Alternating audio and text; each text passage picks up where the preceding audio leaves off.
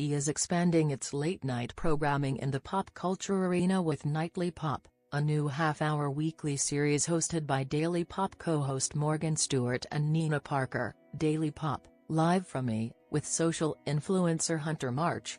Nightly Pop will premiere Monday, October 29 at 10:30 p.m. following Busy Tonight.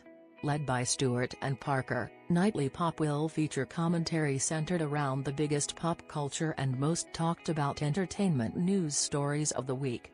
As our audience's appetite for entertainment grows, the addition of Nightly Pop will provide our viewers a weekly dose of primetime pop culture commentary that offers a new perspective in Late Night with E!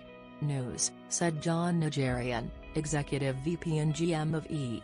News and Digital. By further expanding our programming, E! News continues to elevate and solidify its position as the leading entertainment pop culture news among our competitors. Rich Kids of Beverly Hills alum Stewart co-hosts E!'s Daily Pop and has contributed to the network's Live from the Red Carpet award show coverage. Parker, who is guest host at E!'s Daily Pop and Live from E!, has joined the E!